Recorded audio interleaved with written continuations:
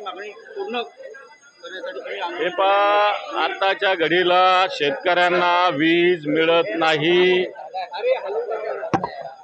सरकारने 8 तास वीज देण्याचं आश्वासन दिलेलं आहे, परंतु 1 तास सुद्धा अखंड वीज शेतकऱ्यांना मिळत नाही आणि त्याच्यामुळं पाऊस वरतून पडत नाही। जे विहिरीत पाणी आहे ते जर शेतकऱ्यांना द्यायचं तर शेतकरी देऊ शकत नाही, अशा प्रकारची परिस्थिती आहे।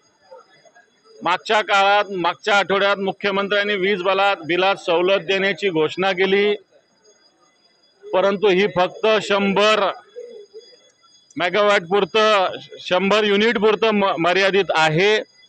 बाकी 101 युनिट पासून 500च्या वर तर अव्वाचे सव्वा भाव वाढलेले आहेत आणि त्याच्यामुळं ही फसवणूक सरकारने द्यायचं इकडून आणि काढायचं इकडून अशा प्रकारे वीज बिलात सवलतीच्या नावाने केलेलं आहे। त्यामुळे एकीकडे सरकार शेतकऱ्यांना सांगते की तुम्हाला मोफत वीज देतं, प्रत्यक्षात शेतकऱ्यांना वीज मिळत नाही। अतिशय भयानक स्थिती ग्रामीण भागात आहे आणि वीज बिलात सवलत 100 युनिटच्या आतमधल्यानं दिली। 100 युनिटचे लोक अतिशय मोजके आहेत।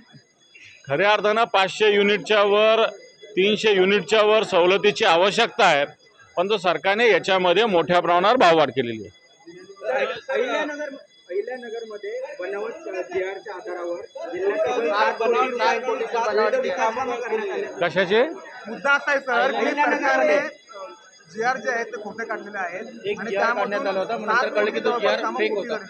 हे पहा, परवा सभागृहात सुद्धा झालं, खोटं पत्र देऊन खोटी कामाचं पत्र दिलं गेलं प्रसाद लाडांचं। हे राज्यच फसवणाऱ्यांचं आहे। हे फक्त एका ठिकाणी नाही, काही ठिकाणी माझ्याकडे प्रकरण असे खोटे शिक्के मारलेले। इथं या मुंबईचे प्रकरण आहे, जवळपास 60 कोटी रुपयाच्या कामाचे मी डिटेल्स त्याचे घेतोय। कोर्टाचे खोटे शिक्के मारलेले एका अधिकाऱ्यानं आणि त्या अधिकाऱ्याला सस्पेंड करायच्या ऐवजी प्रमोशन मिळालेलं आहे। म्हणजे आंधळ दळतन कुत्र पीठ खाते, अशा प्रकारची या राज्याची स्थिती आहे।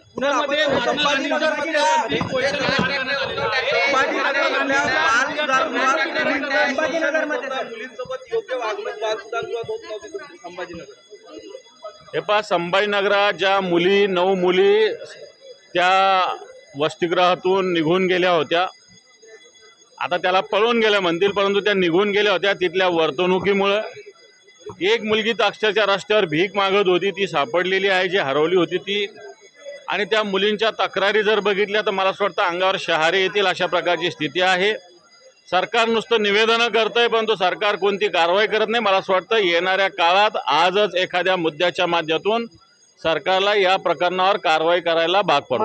मराठी भाषेसाठी लढणाऱ्यांची तुलना आशिष शेलारांनी काल पहलगाम मधल्या आतंकवाद्यांशी केली।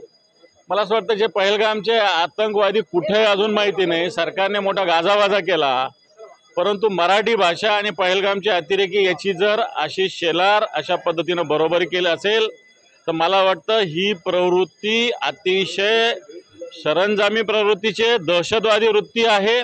या वृत्तीचा आम्ही निषेध करतो।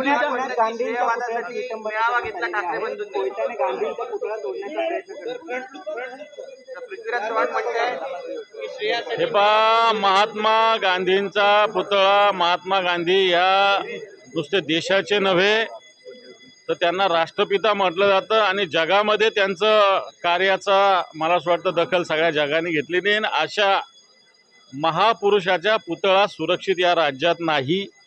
मला वाटतं राज्य काय करतंय, राज्याची कायदा कुठे आहे, सुव्यवस्था कुठे आहे, ही परिस्थिती मला असं वाटतं जनतेसमोर आलेली आहे।